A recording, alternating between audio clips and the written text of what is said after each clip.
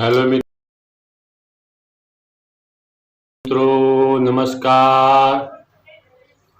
હું તમને આજે એક એવી માહિતી આપવા માંગુ છું કે તેનો ઉપયોગ કરી અને તમે તમારા પશુનું, ગાય કે ભેંસનું દૂધ વધારી શકો છો અને તે વસ્તુ આપણી રસોઈની જ છે। આ એકદમ મફતનો પ્રયોગ છે અને આયુર્વેદિક ઉપાય છે। કોઈ જ પેલો દવા કે ટ્રીટમેન્ટવાળો નથી, આપણા રસોઈની જ આઈટમ છે। તો હું વિડીયો વધારે લાંબુ ના થાય એટલા માટે તમને તે જે 4 વસ્તુ 4-5 આઈટમ મિલાવી અને આપણા પશુનું દૂધ કઈ રીતે વધારવું તેનો ઉપાય હું તમને બતાવવા જઈ રહ્યો છું। તો આપ સૌ વિડીયોને અંત સુધી જોજો તો આપને પૂરતી માહિતી મળશે।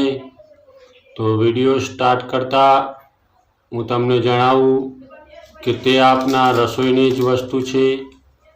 તે છે પહેલાં તો મીઠું લેવાનું છે। આપણે જે ખાઈએ છીએ રસોઈમાં એ મીઠું લેવાનું છે।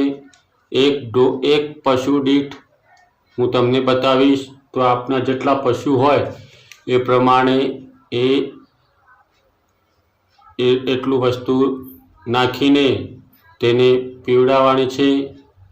તો એક પહેલું છે મીઠું, આપણે જે રસોઈમાં વાપરીએ છીએ તે 30 ગ્રામ લેવાનું છે અને બીજું છે તે સિંધવ નમક, સિંધવ મીઠું એ 10 ગ્રામ લેવાનું છે અને ત્રીજું છે એ કાળું નમક છે એ પણ 10 ગ્રામ લેવાનું છે અને આમાં ગોળનો ઉપયોગ નથી કરવાનો, એટલે સાકર લેવાની છે 100 ગ્રામ।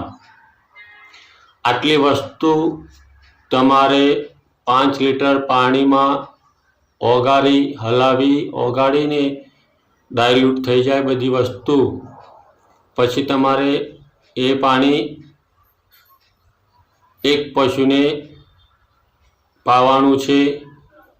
જો તમારું પશુ તે તમે જાતે પાણી આપતા હો તો એ રીતે 5 લીટરમાં આપી શકો છો એક પશુ દીઠ। અને જો તમારે ત્યાં કુંડા બનાવેલા હોય ઓટોમેટિક પાણીના, તો પશુ દીઠ એટલો અંદાજ લઈ અને આટલી વસ્તુથી તમે કુંડાની અંદર એને નાખી અને હલાવી અને ડાયરેક્ટ કુંડામાં જાય તે રીતે પણ કરી શકો છો। જો આ પ્રયોગ તમે આ રીતે કરશો, જે મેં બતાવી એટલી વસ્તુ તમે લઈ અને તેને એ રીતે ખવડાવશો, પીવડાવી દેશો તો તમારા પશુનું દૂધ આપોઆપ વધી જશે। આનો ઉપાય કરી અને સચોટ રિઝલ્ટ લીધેલા છે, એટલા માટે હું તમને બતાવી રહ્યો છું। તો મારો વિડીયો સારો લાગ્યો હોય તો આપણા પશુપાલક ભાઈઓને વિડીયો મળે એટલા માટે મારા વિડીયોને આપ લાઈક, શેર અને સબસ્ક્રાઈબ કરજો, તો જેથી આપણા પશુપાલક ભાઈઓને આ વિડીયો થકી દેશી ઉપચાર છે તે માહિતી મળી શકે અને તે પોતાના પશુઓનું એક સામાન્ય સીધી આયુર્વેદિક પદ્ધતિથી દૂધનો વધારો કરી શકે। એટલા માટે બે હાથ જોડી નમ્ર વિનંતી કરું છું કે મારા વિડીયોને સબસ્ક્રાઈબ કરજો, લાઈક કરજો અને શેર કરજો। હું આવા અવનવા વિડીયો હું તમારા માટે લઈને આવીશ તેની ખાતરી આપું છું।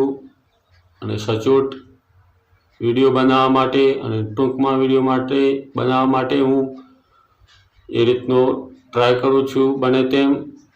તો આ રીતે આપ કરશો તેવી મને આશા છે।